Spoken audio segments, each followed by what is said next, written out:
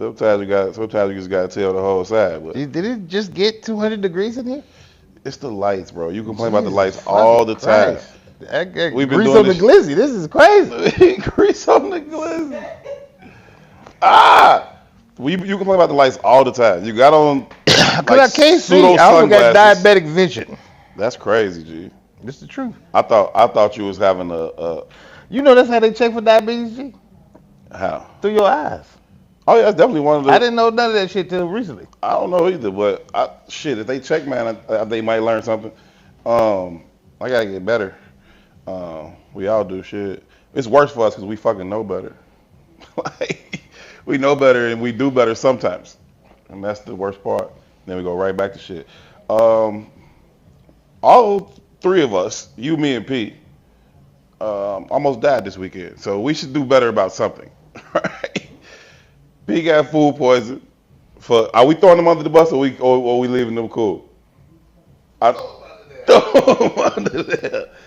Marguerite's Pizza, 75th and what is that block? Evans? No, that ain't Evans.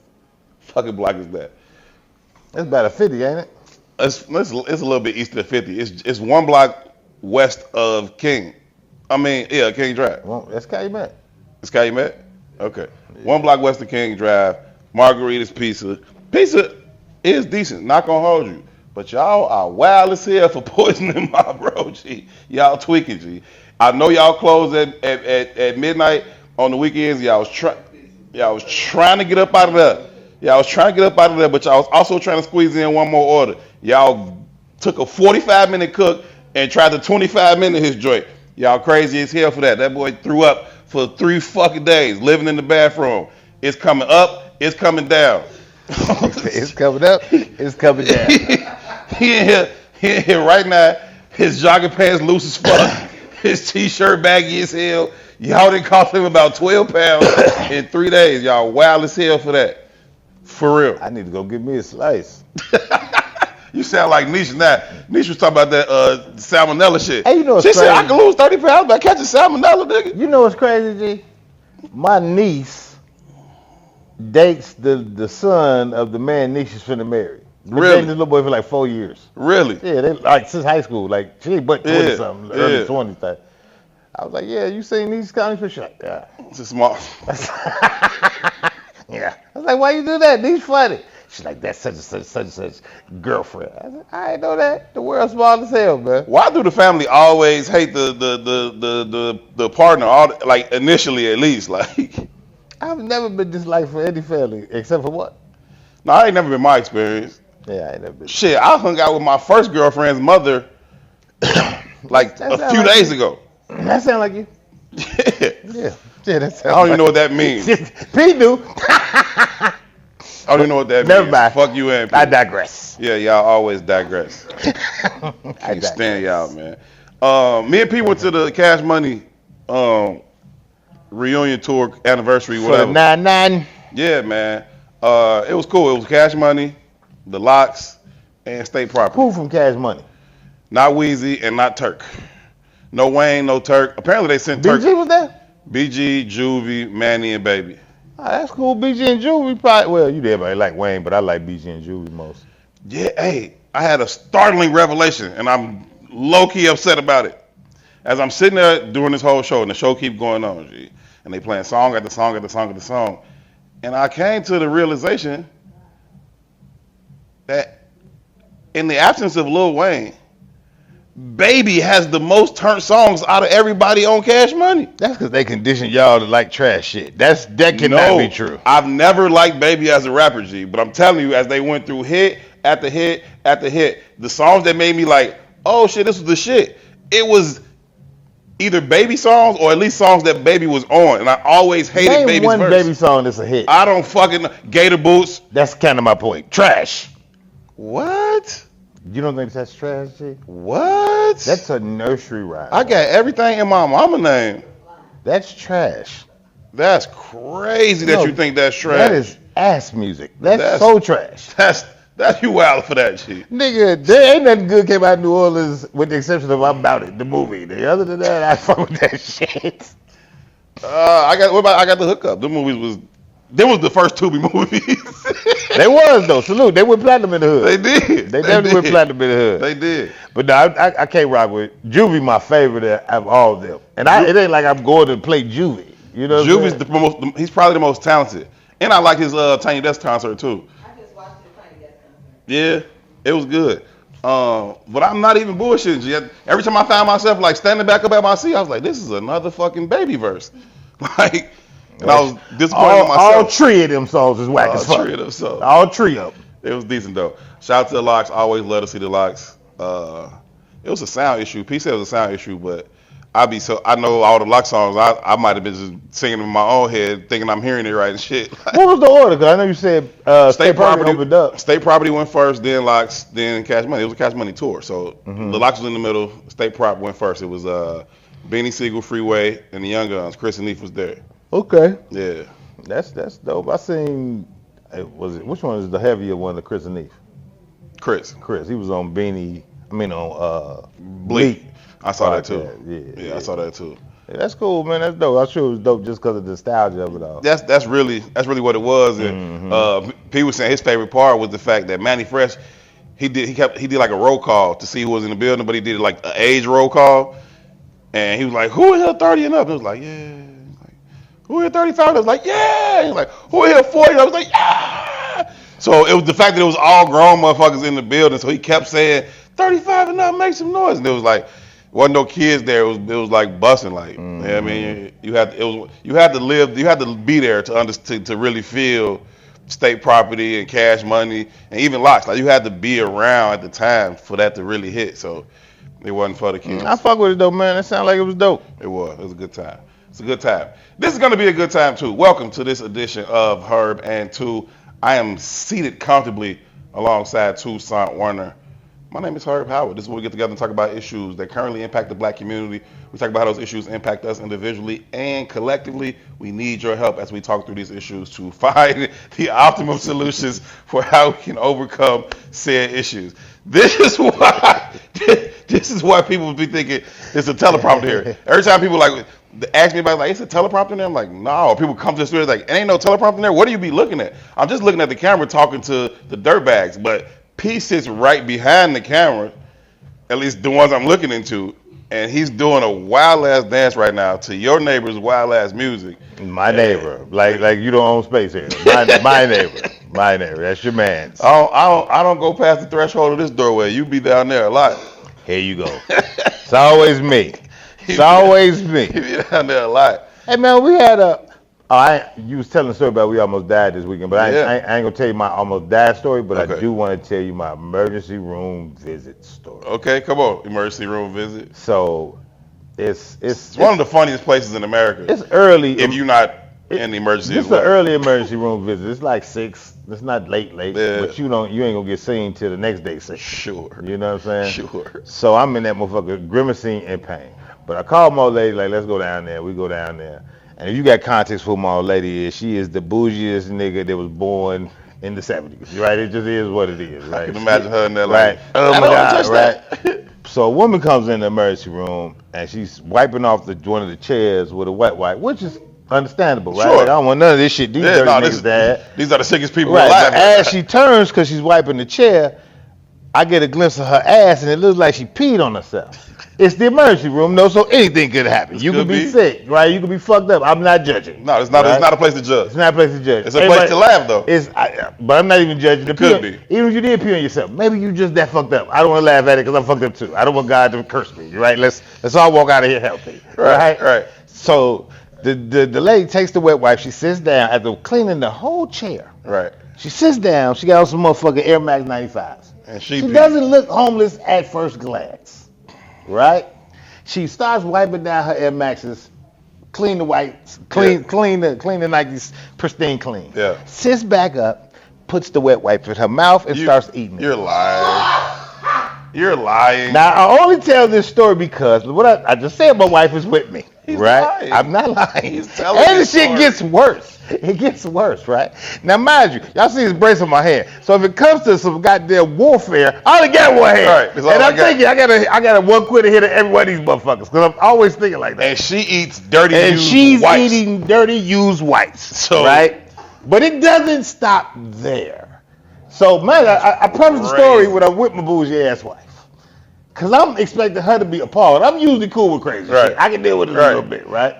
My wife is thinking this shit is the funniest shit in the world. She's enjoying every moment of it. I'd have been with her on that. I was like, you disgusted, this disgusting. I'm afraid, all right? But wait, the lady still, she keeps doing different weird shit, right? She'll wipe some shit off, put that in her mouth. I bet you she's a frequent flyer at that emergency room. I'm sure, right? But it got to a point, and my wife said it was chalk. I couldn't understand what it was, but she put something in her mouth. Because she was putting so much shit in her mouth, you lost track, right? She put another one. She put another one. And another one. She put something in her mouth, cuz. I hate that I'm laughing at this. But she put something in her mouth. And it started foaming up like white shit. That went all the way like to the crown of her nose. It's like she had a white beard. She know how to get that dope out the people. And she was just like rubbing the shit all in. All very disgustingly. She know how to get the dope out the people. Right? And I looked up, I said, I'm about to leave. I suffer the pain. I can't do this shit. All that shit was so, I feel so bad for my people, man. I know we hurting at every angle, but I was in that motherfucker appalled. Speaking of cleaning Air Max, man, shout out to my dog, Pun, man. Pun been my dog since I was probably in 7th grade, right? He went to Whitney Young. He a little older than me, so he was there when my brother was there. But Pun, my dog. You did them? No, I have on these because the shoes that I would rather wear with this particular outfit, my cream ones, are indisposed right now. Mm-hmm. I'm standing. I get to the queue. Shout out to Ant. Shout out to AJ. Shout out to all y'all for another successful queue, formerly known as the Nigga Queue, until it became an official Chicago calendar event during Mayor Lightfoot's tenure. She made it an official Chicago event, added to the calendar. Once the city adds it to the calendar, you can't call it the Nigga Queue. So it's just been called the Queue ever since. Had another really, really successful one. Shout out to y'all, man. That shit. Man, I'm glad I met you out there. It was decent. Yeah, that shit is always a good time. It's like the young folks' house picnic. Yeah, it's our generation of that. Yeah, I ain't know nobody. I like that part of it. But it's some good things to not know nobody. Yeah, you know what I mean? Yeah. You know what I mean? Yeah. So, it was cool. I was standing there. As soon as I get there, I see Pun, I see B-Mode. We sitting there chilling. Pun is smoking a cigar. Drops his entire cigar on my cream Air Max, the mesh part, the suede part. And I don't even realize this, right? I see him dropping. I try to help him catch it, but I didn't realize it fell on my shoe. My other homie like, you on fire, bro. I'm like, what? My shoe is smoking, and now it's full of ash and just blacked out. I say, Pun, you didn't just do that to my cream, like. That's Pun's fault. Hell yeah, it's Pun's fault. He dropped the cigar on my foot. Flintstone foot ass don't know your foot on fire? That was after the fucking damage was done, nigga. Like this is a caveman. What the fuck you talking about? That was after the damage was done. Like, as soon as he dropped all the ash on the suede and the mesh, it didn't matter if it stayed there or not. It just happened to stay there. Mm-hmm. But it's like, what the fuck? So he like, bro, I'm sorry. This nigga's like, so he's like trying to find like napkins and shit. But we stand in the middle of the fucking parking lot. Hey, he go in his back in his trunk. He like, I think I got some wipes, right? So he grabbed the wipes. The wipes. That shit, right? The same wipes. Another one. That shit don't help. He like, man, bro, I'm sorry, bro. He like, if you take him to because I was like, I needed a reason to take him to the refresh shop, whatever the fuck you call it anyway. Shoe doctor, dude. Yeah. So he was like, all right, cool. He was like, if you take it there, just send me the bill. I got you.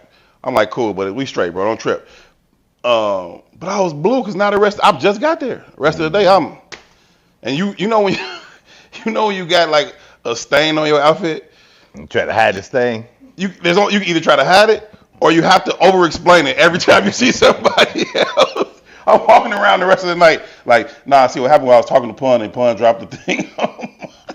That reminded me of a joke from the comedian M. Brown. He funny as hell. He had a joke called. That's an eventful night, man. We was in the streets, man. People was with us. Then we went out to the Moors joint at the shout out to Moors at the Diversity House. Met what's Had the my after man's party name? for Wood Harris and Wood Tashonda. Harris was there, yeah, man. It's a cool little event. That was a cool time. We had a good time out there. Yeah, we tried to get Wood on the show. He gave me one number, he gave you one number. You know, it's Hey, celebrity life. We'll work it out, man. I'm sure, you know. That's the ultimate fuck you though, G. Like, no, I don't feel that way. He was cool as hell. Yeah, I think he's gonna be on the show. I think that's a cool way to say fuck you to somebody. Nah, like just have a whole number set aside to say fuck you. Number. Right. I think that's a smooth way to get rid of it. The fuck you number is crazy. I need a fuck you number in my life. But nah, he was actually cool, man. It was good chopping it up with him. Mm-hmm. I have a hard time going to such things and not finding my way to the microphone, so I did that. Did some pseudo brief MCing, mostly just intro him, and he like, man, you got to go everywhere with me and do my intro. I said, I'm not opposed to it. Shout out to the brother, good brother Will Gates was in the building. I see he Will posted a Gates video. Was in the building. Shout out to Will. He sent me the videos too. GLC, from Good Music fame was there. YP was in the building. I haven't seen YP in years. Yeah, man. Yeah, that was a good little Chicago kind of reunion type of demo. It was a thing. Shout out to everybody involved with that. Was there anything else on the weekend? Nah, I think that was it. Not for me, brother. I think that was it. You mentioned the sister in the hospital and whether she was homeless or not. Everybody better find somewhere to stay soon because 45/47 or /47 is like, hey, if you sleep on these streets after the next week. Yeah, he's criminalizing homelessness, man. He's man, this is a money grab, bro. Everything he does is a money grab. And people's talked about the fear of fascism and all that, and conceptually, I guess they got a point, but it ain't fascism from a traditional sense. Mm-hmm. This man is a grifter, and he's just leveraging that office to feed his greed. Yep. And in the process, he's gonna fuck lives over for at least a decade, a minimum of a decade, maybe more, because I don't know if there'll be any kind of rebounding from kind of how the financial system of America is gonna be. But hey, I got a 3-year plan to Kenya anyway, so fuck y'all. Yeah, my hope is that. I'm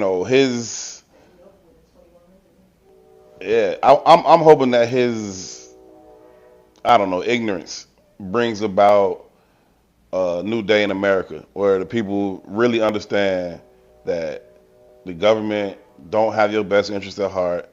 They bullshitting, and if you don't stand up and do something about these outcomes, they won't change. And that's what I'm hoping he brings about, just a spirit of change in America. And some of it is changing for the worse, and we're going to get into some of that with, how some of these extremist white people are choosing to go about it. What's the J line, G? Politics, fuck politics. We politic ourselves. Yeah.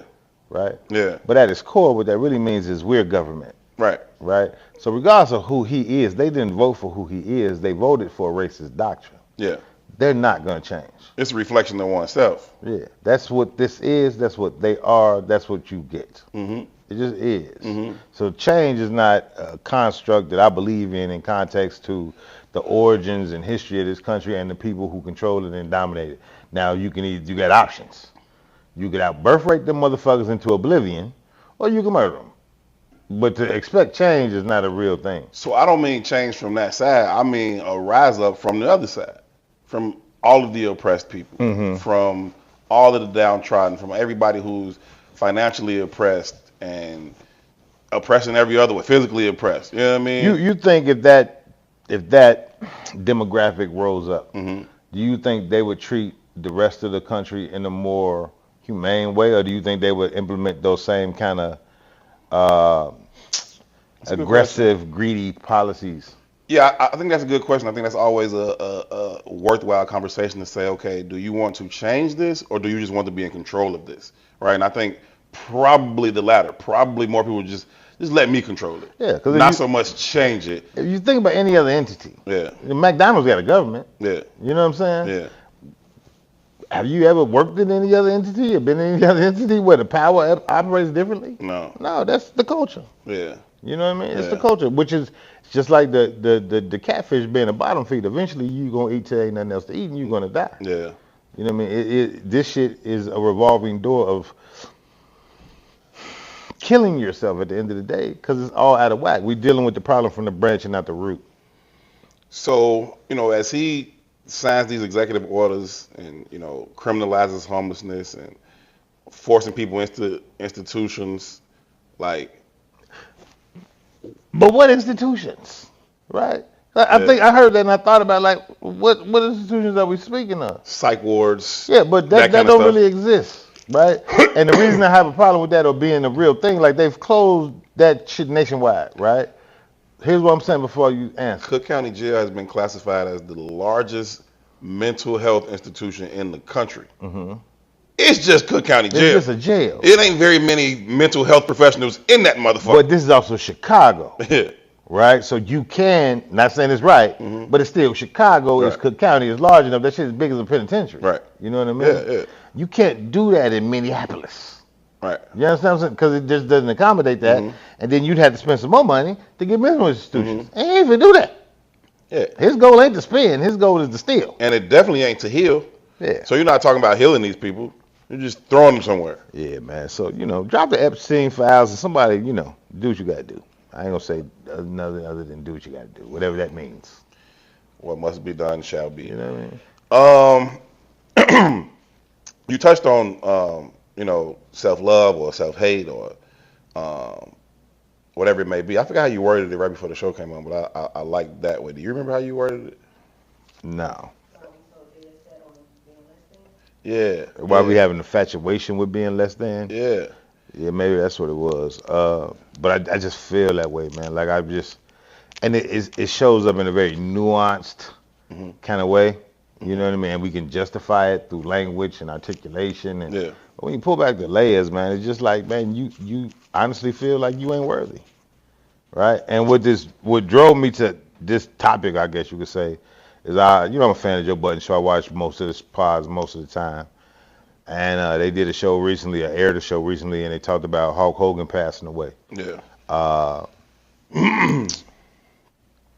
Hulk Hogan was like an iconic figure. Larger than life. During childhood. It might have been like Michael Jackson. No, larger than life. Michael Jordan. He was on that scale. And Hulk Hogan. On that scale. Yeah, he was that big. Yeah. You know what I mean? And the room was going around saying, rest in peace to Hulk Hogan or whatever. And then it got to Mark Lamont Hill. And he was like, man, fuck Hulk Hogan. Right. And he was like, fuck Hulk Hogan. My bad. He was like, fuck Hulk Hogan because not too long ago, there was a bunch of conversation about this very racist rant he had about his daughter dealing with a black man. Like blatantly racist, too. Like, nigga this, nigga that, black darky. If he ain't playing basketball, it was real. It was some real wild shit. No, it was out there. Yeah, it was some wild ass shit. And I ain't got no super affinity for white folks in the first place. So fuck Hulk Hogan. Yeah, it's definitely fuck Hulk Hogan. Yeah, it's fuck you to the end, right? And in the conversation they was having, nobody aligned with Mark, and nigga was kind of offended that Mark had something negative to say. And the justification was, it's rough to shit on the man in his death, in his passing. Like, that's over the top. Like, he passed away, let it be, right? Nigga, they shoot up Fred Hampton's gravesite every year. Right. On December 4th. Right. On December 4th, you can go out to that graveyard and it's guaranteed to be shot the fuck up. Now, because of Fred Hampton's history, those are probably police. Most likely. Right. Right? And the fact that it happens every year and they don't do anything. Yeah, every fucking year. Right. You understand? It's no moratorium on black death. Don't nobody give a fuck about George Floyd. You see, right now, today, our president is taking down monuments to black death or black iconic figures. Fuck y'all. Right? But in context, the reason I say is it just dawned on me like this is a level of self-hate. I wouldn't even got there had this conversation not continued. Because later on in the conversation, they get to a point where it's talking about hiring practices and if you were in charge of how would you hire and what would you do, and there was a conversation around would you hire friends and family if you were XYZ. I think they was comparing themselves to Joe because Joe wasn't on this show. Man, it's amazing. Joe could hire all us and treat us this way, and it's all. You are a beneficiary of being somebody's friend. Neither you nor Ish have any kind of resume regarding public speaking, regarding media, like I think Ice was like a truck driver. I don't know what he's making, but he's probably making a healthy salary. Yeah. Right? And you got that position because Joe is your man. So here you are, the beneficiary of a friendship relationship. And when the question is asked of you, like, would you ever, if you was in that position, would you hire family or friends? And it was like, no. So on one hand, you can't defame Right. an outward racist. Right. But directly connected to you, family and friends, is like, fuck you. Mm-hmm. And the only reason I could assume it would be fuck you is because of the stereotypes that are associated with family and friends and money. But it's only associated with them in context to us. Mm-hmm. Right? Most white folks build business so they could pass it to their family and friends. Yeah. You know what I mean? Yeah. Most Arabs, most Indians, most Asians. And from the outside looking in, we always admire that shit. Mm-hmm. Like, look how they do. Look how they do. But when we say it, even in the context of how we say it, look how they do, it relieves us of the responsibility to do the same. It's like someone else should be doing it for us. Yeah, and even in a lot of ways, we don't admire it. We be like, this 10 of them living there. You know what I mean? They live in conditions, maybe, but their business practices, we do. Right. You know what I mean? Right. I think, one, because I do want to offer some, I don't know, grace or perspective or whatever. He could be speaking from a place of personal experience where he has hired family and they grease the glizzies. Like, you know what I mean? Like, he could have been, like, burned in that situation before. So, like, I think that I'll give him some room for that, right? To say maybe I did put some family on the payroll and that shit didn't work. And sometimes you might have to be like, let me wash my hands of it. But in the context of the Hulk Hogan thing, you go out your way to praise him, even to the point to say, well, Mark Lamont Hill can't say fuck dude, but you can quickly say fuck family. I'm saying at the very least, if you don't want to say nothing bad about Hulk Hogan, just, I ain't got shit don't say shit. You know what I mean? And then you can do the same for family. I don't have nothing to say about that. You know what I mean? But you can publicly disgrace and denigrate the fam, but you aren't even willing to do that on the other end. I think that part of it is fucked up. Somebody asked me about, I was doing a popular like football show, Bears football show, and Brian Urlacher came up. And we talked about him for football, and then somebody mentioned him and his opinions and his feelings, and I said, fuck Brian Urlacher, right? And in the middle of a Bears conversation, that might as well be. I don't know the history of Brian Urlacher. Well, he was receiving fuck you. I ain't paying that much attention. What do he do? He's a MAGA nigga, and he talks like a MAGA nigga. You know what I mean? So he's been on a lot of that goofy shit since he retired.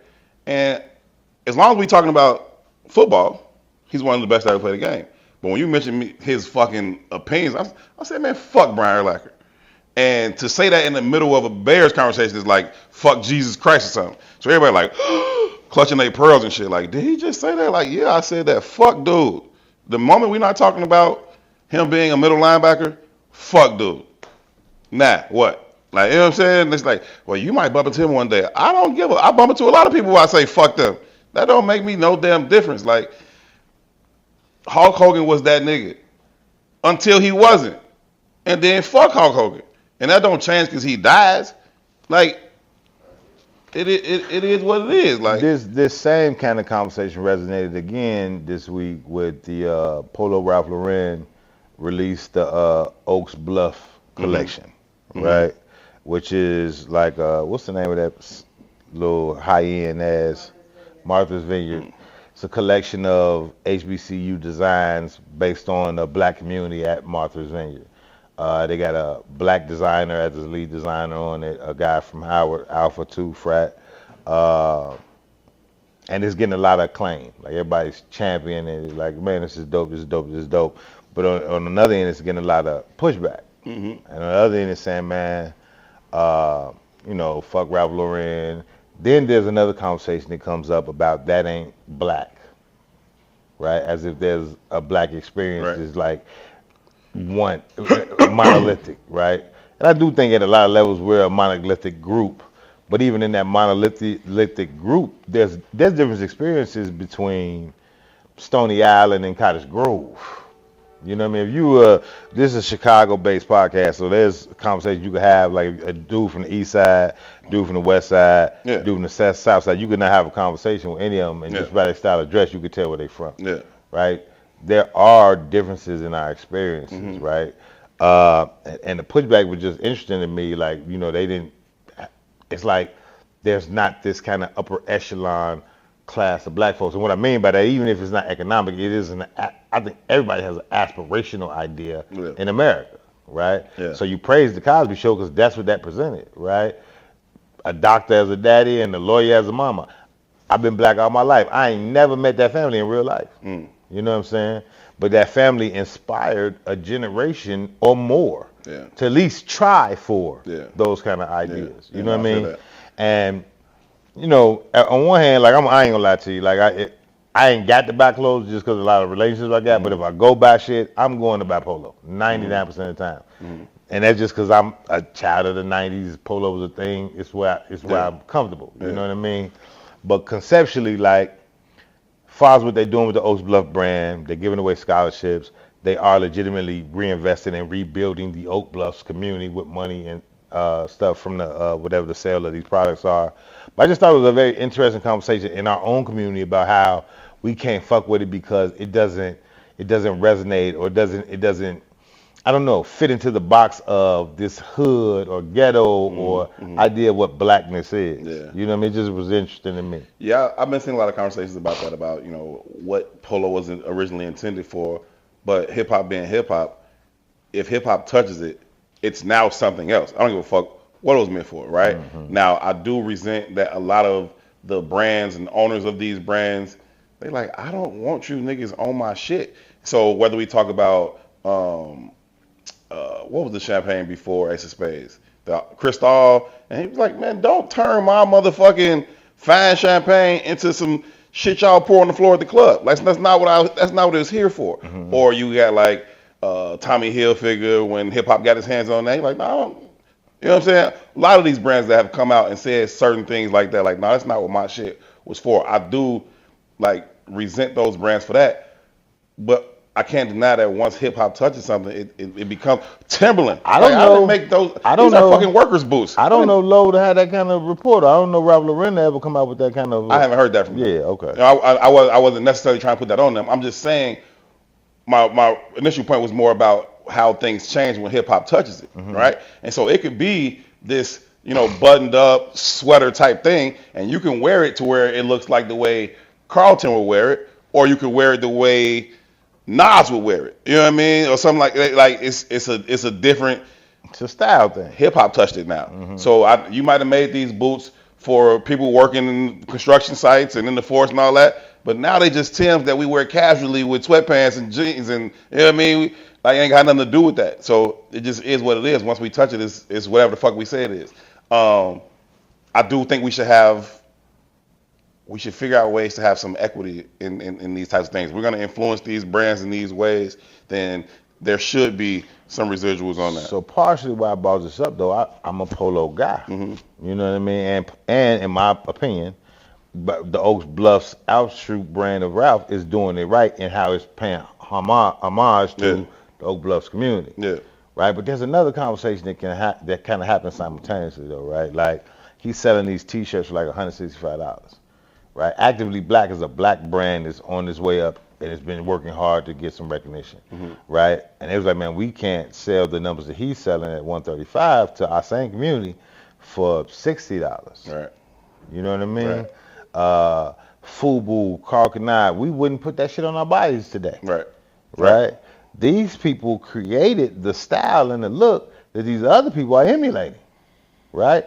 And I heard another designer saying, I thought it was very interesting. It brings us back to the self-hate concept that black people tend to carry, whether it be consciously or unconsciously. It was like, man, where can you find a Gucci or Louis Vuitton vintage T-shirt? And the guy he was talking to was like, man, I'm trying to think of where you can find that shit. And the dude asked questions. He answered, he said, you can't. He said because that was a product that they felt was beneath them and they never fuck with it.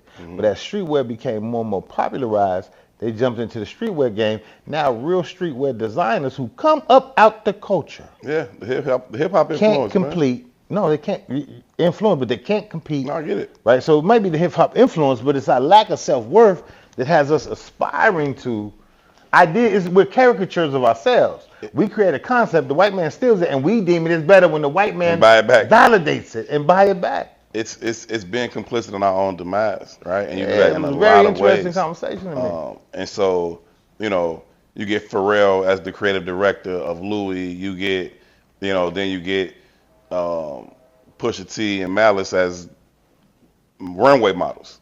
You know what I mean? It's just like, well, damn, that's a mad fuck in and of itself. Coming from real streetwear culture, like, I try as hard as I can to only like wear and support black brands. Shout out to Sogo. This is a So Chicago show. Sogo is the brand. This hat, this shirt, this hat, this shit fire too. Shout out to Mike and Sogo. They snap.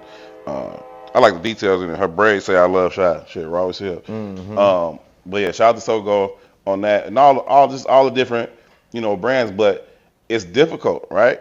And even for them, like, okay, this is a Sogo shirt because Mike took it, did his thing, And printed on it. but The who the fuck came from some white farm? You know what I'm saying? Yeah, I get it. Like, so all of that is, I don't know. You gotta factor all of that in, but it's, I don't know, man. I don't know. Yeah, and it for me again, it's not about the manufacturing or distribution. It's about the mindset behind it, right? He was right. You can't find a vintage Gucci or vintage Louis Vuitton shirt. You know what I mean? But the minute they jumped in the game, you can't find somebody that will buy a Carl Canai or Sean Jean or Rockefeller. Like all these brands. Think about this, G. Polo is a staple in American culture. Levi is a staple in American culture, right? So these brands have been around for years, so it's not a trendy kind of idea, right? And I'm not saying Carl Canai or any of the other brands. I don't know what makes you a staple. I don't, right? But at the end of the day, connectivity to an idea should be what makes you a staple. Yeah. Right? Yeah. And whatever ideas they're presenting and whatever ideas we're reflecting don't merge. Self-hate, man. Let's move on to one Shannon Sharpe. Another coon of all coons. Shannon Sharpe, he of the, what is it called? What's his podcast called? Club Shay Shay. He of owner and proprietor of Club Shay Club Shay. Shay Shay still a thing? Yeah. No. Yeah. I mean, that's his own thing. They can't, that's his own thing. What's not I his know own, it's his own thing, but he ain't. I just haven't seen it lately. Maybe my algorithm switched. I think his most recent episode had. I think once you let a white woman call you nigga in the bedroom, my algorithm automatically changes. Yeah. My algorithm don't honor no shit like that. Well, having allowed such behaviors to take place in his bedroom has led to his firing and dismissal from ESPN, Disney being their parent company. He had been accused of rape by an ex-girlfriend. This was back in March or April. He had been on leave from his job at ESPN ever since. The thought was he would return around this time when NFL training camp starts, because he talks about all the sports, but he's an NFL Hall of Famer. So the thought was he would be back by now. He recently settled the case with the woman. I think the terms were undisclosed. I don't know the exact amount. I know she was at one point asking for $50 million. At another point, she was asking for 10. So I don't know if it was somewhere in the middle or somewhere above or below. But the terms weren't disclosed. He settled with her for some financial amount. And ESPN was like, we're no longer associated with him. They fired him. Yeah, right. So let me be honest. Please do. I think that Shannon was taken advantage of personally. By who? By the white woman, right? I think the entirety of this case screams a money grab. Shannon Sharpe is 54, 56, something like that. He's in his mid-50s, somewhere between 54 and 57. The accuser at the time that they were dating was 19. And I think they dated till she maybe was like 22 or some shit. And I know people gonna have their moral clauses about that. I'm not making a moral statement. I'm making more of a intelligence statement. But that's a moral statement, because we can't gauge neither of those people's intelligence. Sure. You know what I'm saying? So, but from a standpoint of law, 19 is legal. Oh yeah. You know what I mean? Yeah. Shannon being 52, she being 19, it sounds insane, but I tell you all the time, like, there ain't that many adults in America anyway. Right? I think you're oftentimes if you're not specifically trying to grow, right, your education, your mind shift, your ideas, your values, you probably stop at 15. It's a very high school kind of mentality all through this shit. You know what I mean? Which is why capitalism is so fucking successful. Which is why somebody who wasn't wasn't very popular, wasn't very attractive, wasn't very highly thought of at that age of 15. I got all the trinkets, and I can have it any way I want it. Becomes popping at 50, and it's like, oh, even though he went through his NFL career, he would tell you he didn't go to the parties, didn't drink, didn't do that. He just focused, and he's a phenomenal football player. One of the best to ever play the game in his position. But now you are a star 20 times you ever were in the National Football League, and you have a lot more money and fame. Yeah, so there was rumors that Shannon was about to sign a big deal. He had already been dealing, like you said, from 19 to 22 or 23. Yeah. So we got 3 to 4 year relationship. Yeah. And he was probably already getting ran over the coals, but in a way that he thought was manageable. This is cool. Here's 20 bands this month, here's 30 bands this month, you know. Right. And she was probably, even at that level, she's probably living better than she ever lived. Sure. Right?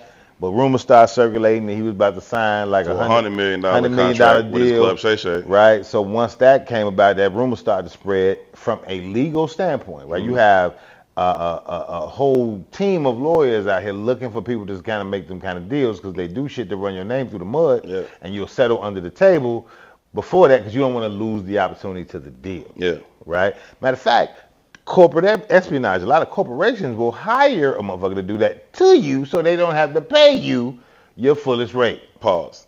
That's happening right now in the National Football League to somebody else. It's a dude named Christian Wilkins. He's one of the best defensive tackles in the league. He signed a free agent deal this offseason with the Las Vegas Raiders for $100 million, right? Signed a $100 million deal to go to Vegas. He had previously played in Miami. He go to the Raiders. They gave him $100 million.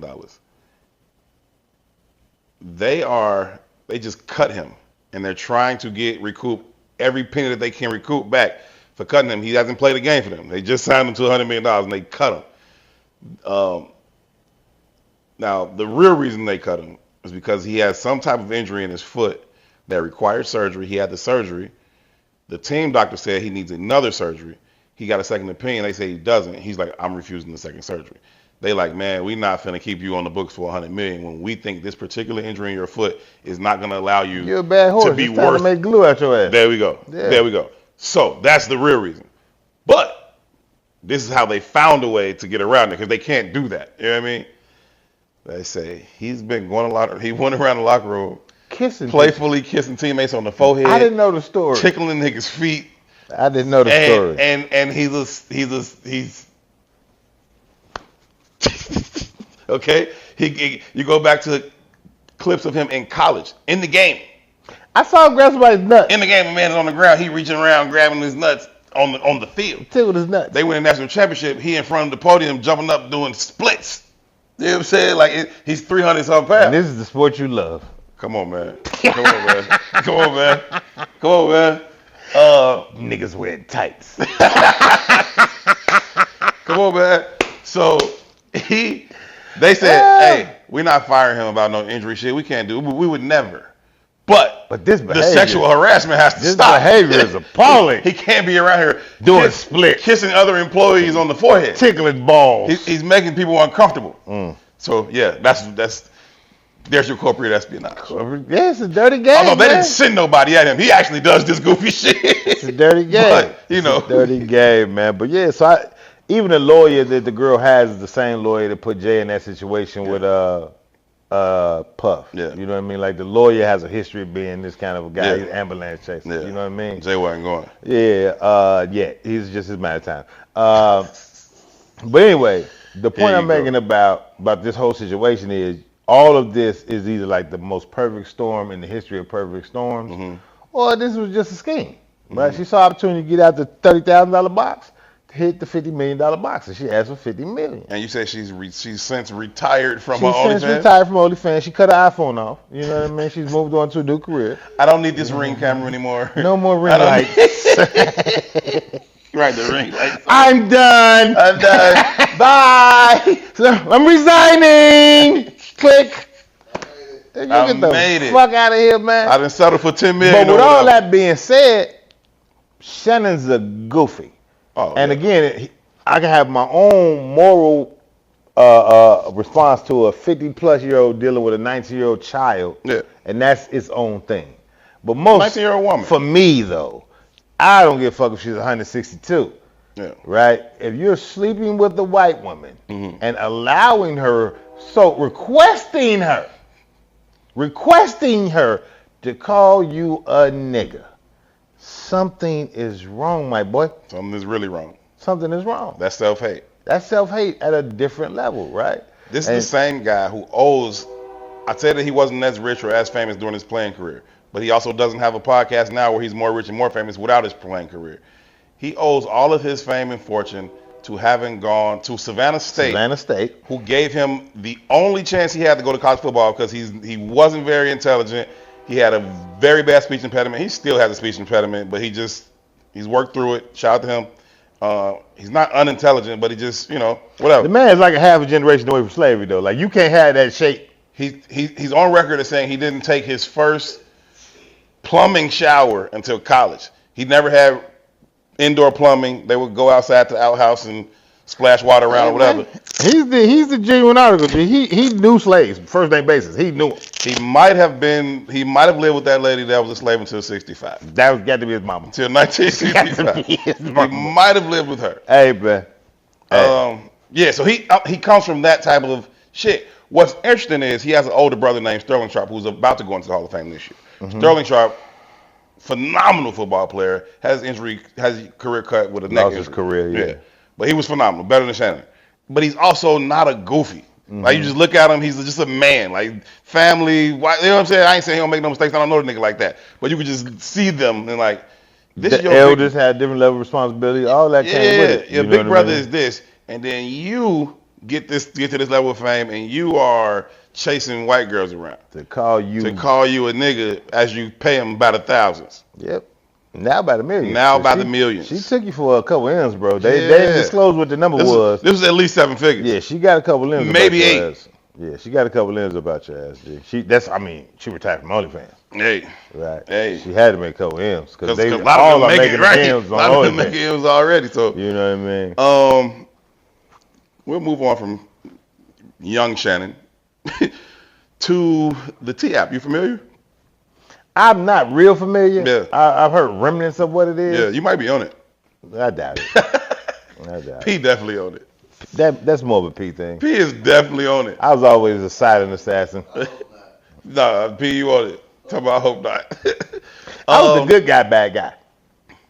Yeah, you'd be hard pressed to find women on my resume to say bad things about me. Yeah, me too.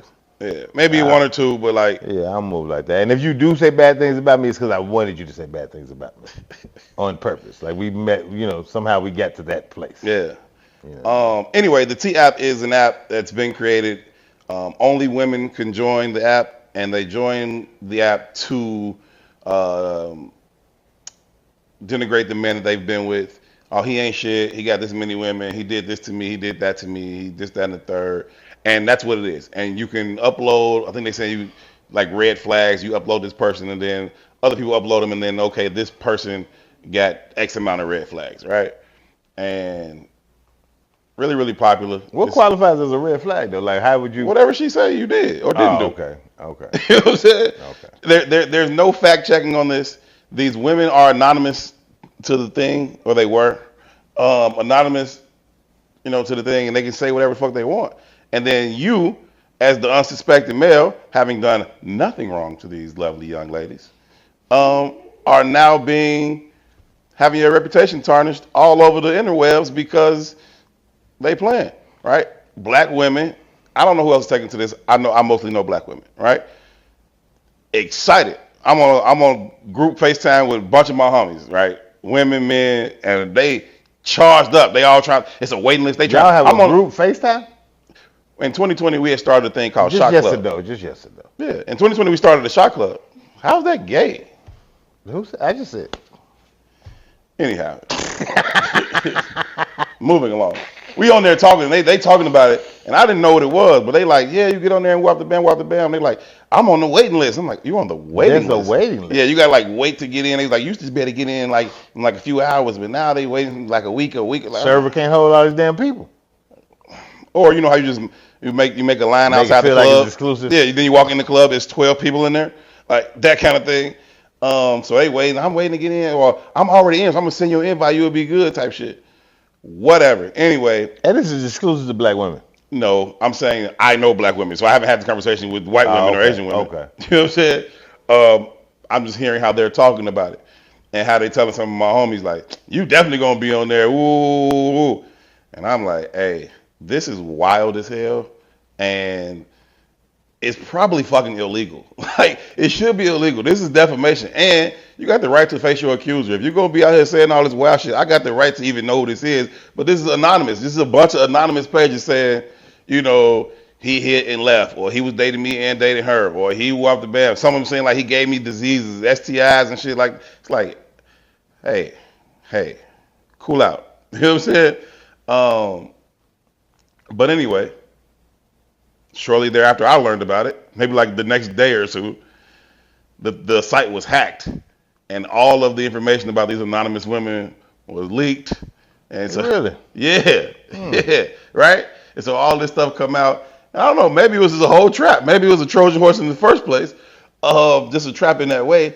And then come to find out, this app that black women are just devouring by the thousands, maybe the millions. It's something different than the T app? No, this is the T app. Okay. It is owned by one Sean Cook. This lovely looking white man right here. See this? Yeah, Sean don't look like he like girls. I'm sure he will, but it's okay. Sean don't even like he like women. Yeah, Sean don't like girls. Hey, this is something that somebody who doesn't like women would do. So do you know the meaning behind or why they started the app? No, why? Okay.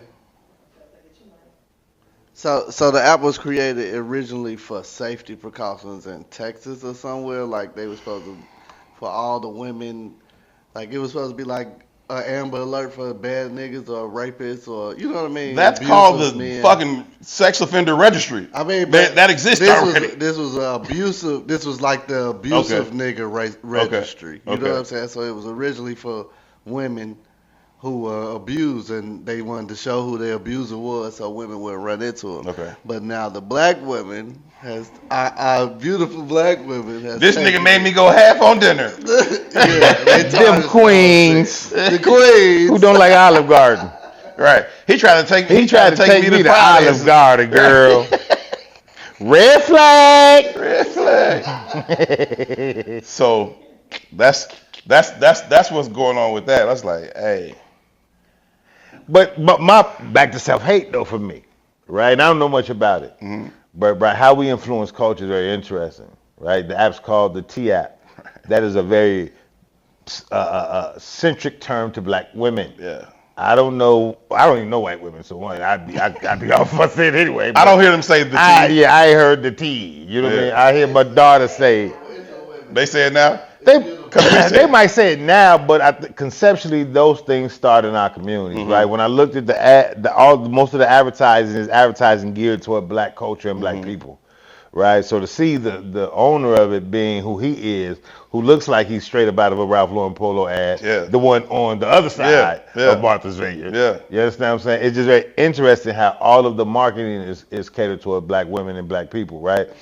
And the T being what the T is, right? How active and eager we are to participate in tearing us down. Tearing down our own family structures and shit like that. Can't wait to ruin somebody else's life. Can't wait to do it. I heard some other sister online. I was just doom scrolling type of shit. And she's like, there ain't nothing better in the world than me making another bitch feel bad. And I just thought, and I didn't even listen to the rest of what she had to say. I just caught that at the scroll. Right. You know what I'm saying? Right. But I thought, like, how much of your day do you spend like this? Yeah. Like, you'd have to be a miserable human being to give a fuck. Yeah. You know what I mean? And I think, again, right, there's so many reasons that we could harken back to of why we are entrenched into this traumatic space, right? Sure. Everything about blackness has always been a negative, right? The black cat passed you got 18 years of bad luck. You know what I mean?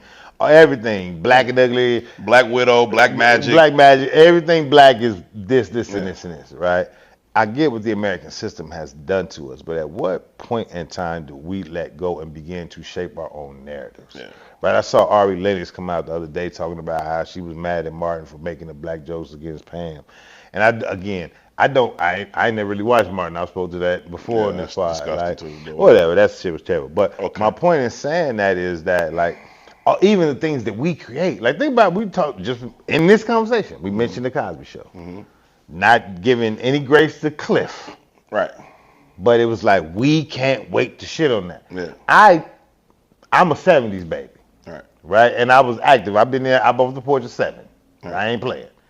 I know what the Cosby Show did to our communities, right? Aspirational, and I think it's flawed. I think it has its harms. But I know my parents' generation didn't think of college as a thing. College is normalized in the black community today only because of the Cosby Show. Yeah. And then that Only led because to a of the different Cosby world. Show. Right. Even the fact that it was called A Different World. Yeah. That is only You ever even because think of the about Cosby that? Show. Yeah, I get it. I get it. Yeah, Right? like, so going to Whitney Young, I do know some of those families. You know what I mean? I did go to school with some of those kids, and you go over their house, and it's like, oh, well, this is fucking different. You know what I mean? I did meet some of those families, but that's a rare experience. Rare as fuck. You know what I mean? It's real rare air. Yeah. You know what I mean? Yeah, it's real rare air, man. I don't know. I don't know if this has anything to do with anything, but do you all watch or have you all heard of Gilded Age? I'm not hip. It's like a show on HBO. It's like a historical piece. It's during the, what is that period called? The Industrial Revolution, I want to say. Okay. You know, when America Yeah. started to, Yeah, make the esse money Rockefellers, and yeah. yep, The all 5 that stuff, men built whatever. America. Yeah. Yep. The old money versus the new money in New York. That's kind of like the center of the story. But part of the story is there's a sister on there. Her name is Prescott, something Prescott. And so she's a part of the story. She pretty much, I'm trying to summarize it without getting too dragged out, but she pretty much is from an affluent black family in Brooklyn, right? But she ends up becoming a secretary of an affluent white family in Manhattan, and she lives with them because she knows how to write and stuff. But I'm only in the first season, but it shows like the contrast. But it was interesting to me because during that time period, they are given a glimpse into the world of, you know, the different side of, you know, black history, I guess. But I wonder, it's just like in this same self-hate conversation, you damned if you do, you damned if you don't, with a lot of things. It's like we want to see even though, you know, we can talk about the hip hop and, you know, the Cosby or whoever, the Shannon Sharpe or whatever, we want to see, Shannon Sharpe is an idiot, but we want to see our people fall for whatever reason. At least that seems to be the general thought.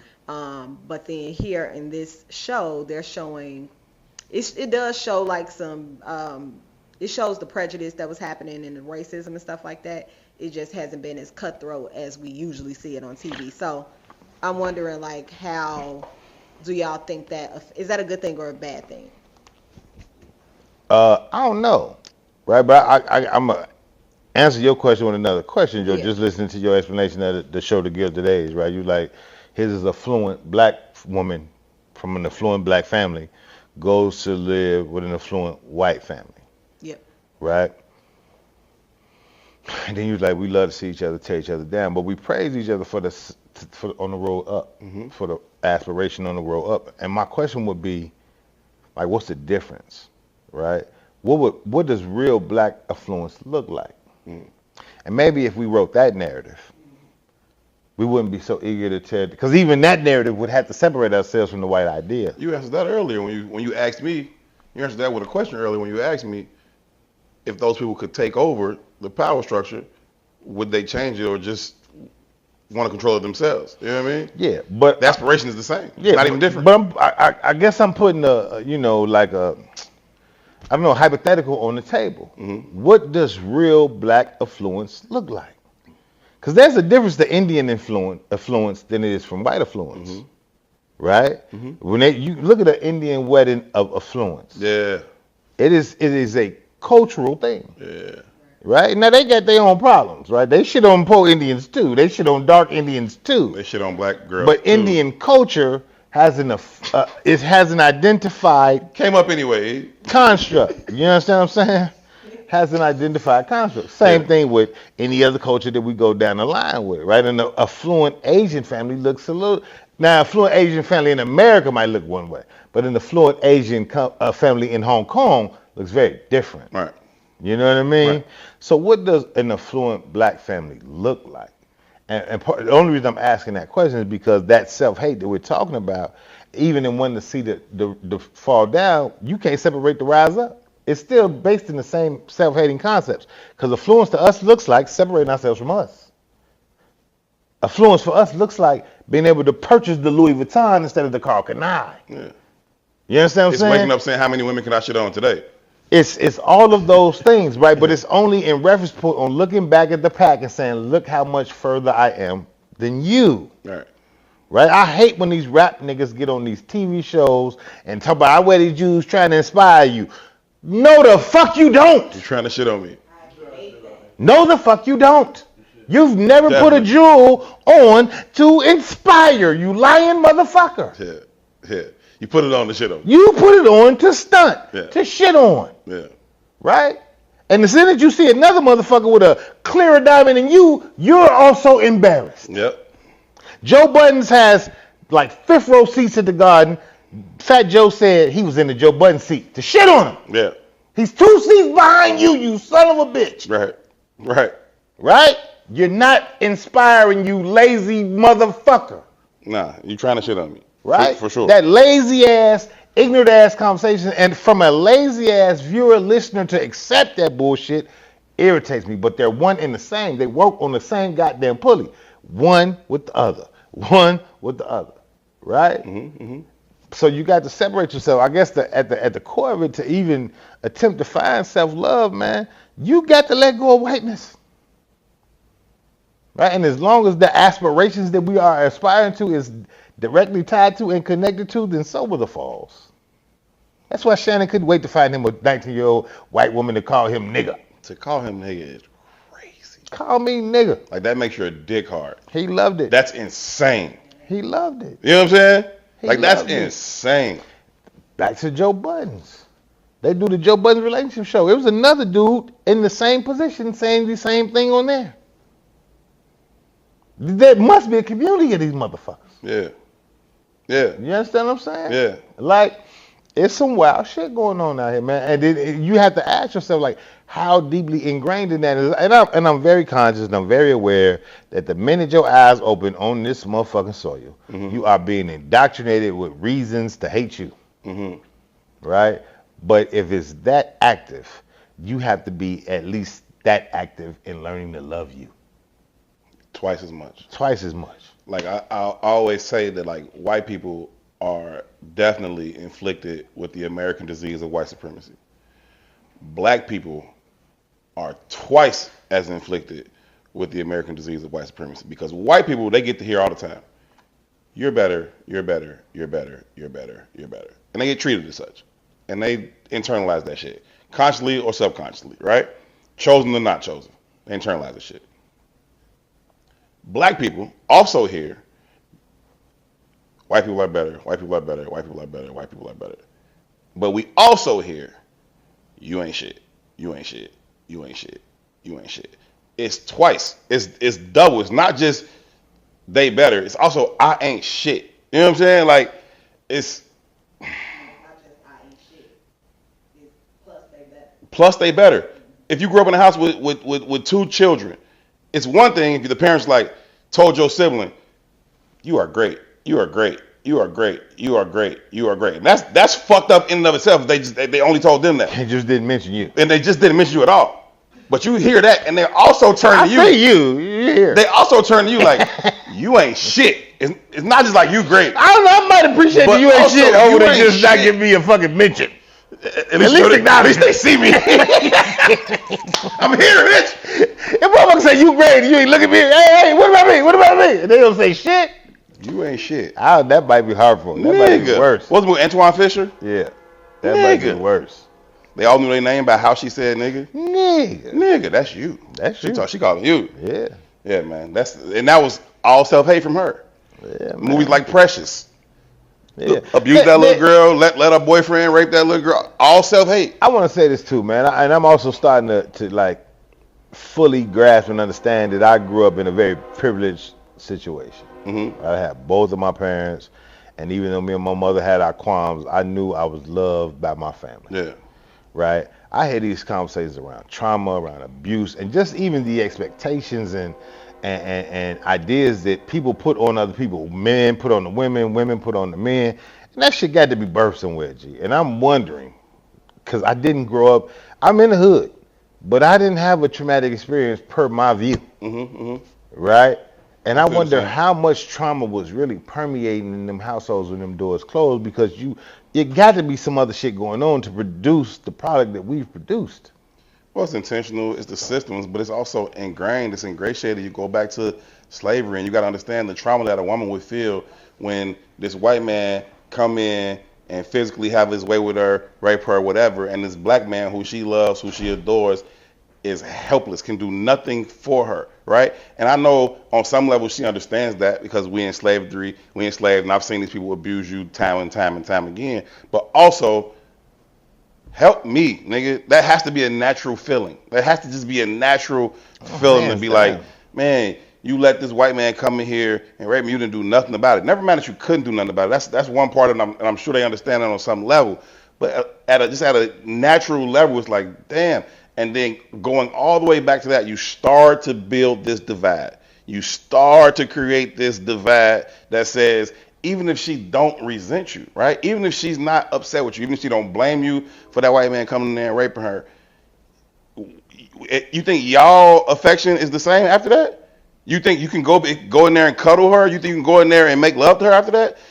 No. All this shit is fucked up. And so it's just driving a wedge completely. And at the worst, I resent you for allowing that. I resent you as a man for not being able to stop that. That's just a man too, right? Now, we grew up in slavery. I'm sure I don't think they were ignorant to the shit, but there are natural feelings about who you think is supposed to protect you from anything. You know what I mean? Whether they in their power or not. It's like a little kid in the backseat of the car on some police brutality shit, and your father is helpless to do. You like, I thought you was the toughest nigga alive. Them white boys just hold you.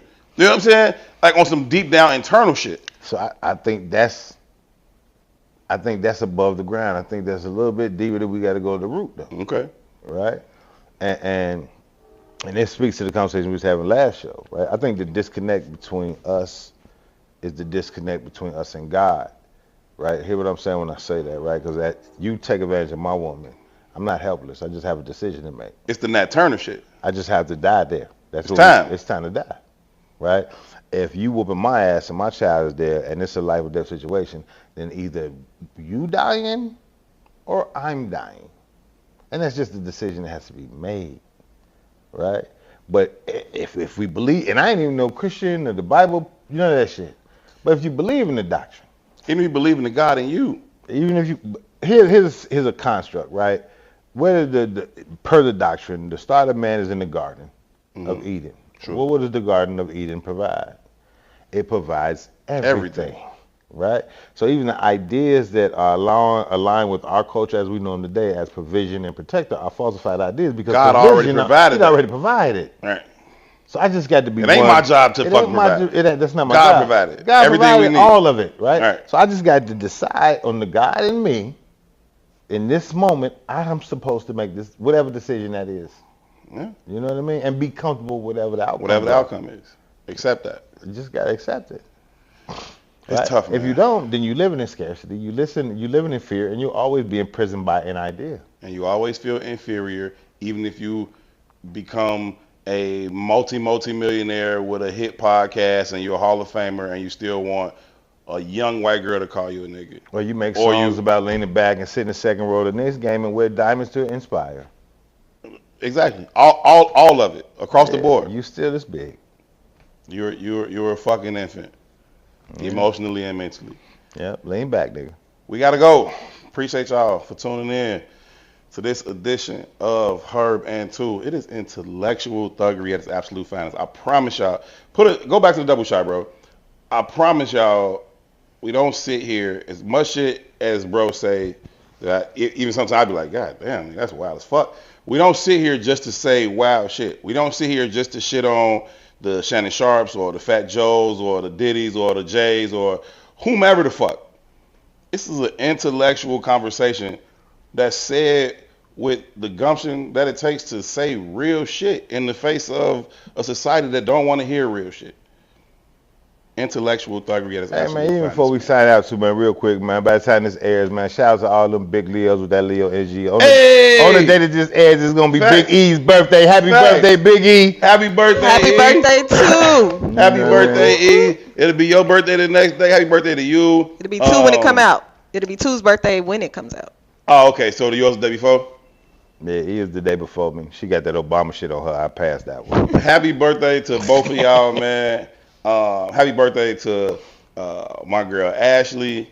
Happy birthday to my boy Reggie. Happy birthday to Sarah. Like, I'm surrounded.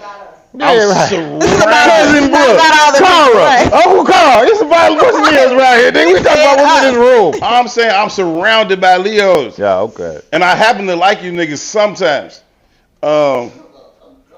Nah, The fuck? Yeah, say what the fuck? you said to all the Leos, the big Leos. Nah, never mind, but that was for them. That was the end of that. Okay. Happy birthday to 2 and E only. And so nobody's left out. Cousin Brooke. Happy birthday to 2 and E and only 2 and E. And only two. Thank Hey, you. shout out to Thank Pip. She used to wake up sometimes in the morning and she'd put on like her Instagram story or whatever in her little thing, and she'd be like, "Good morning to the GDs and to the GDs only." Happy birthday to the Leos, E and 2 only. We gotta go. Thank y'all for tuning in, man. Please make sure y'all like, subscribe, and share with at least one person that you think would add value to or find value in this particular conversation. Shout out to the significantly lighter PI for doing all of the hard work behind the camera as he always does. Huge shout out to E4O merely for being E4O.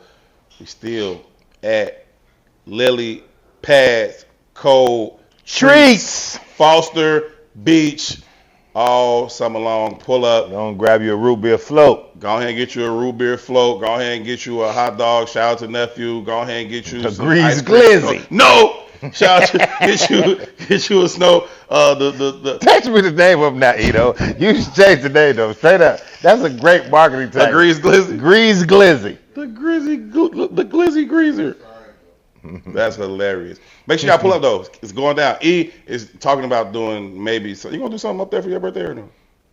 I don't It's know. gonna- it's I gonna was be- supposed it's gonna to already decide. be out I by might the have a weekend over barbecue. anyway. I might have a barbecue at home. All right, cool. We gotta go, man. Thank y'all for tuning in. Y'all be good to each other. Peace. Assalamu alaikum.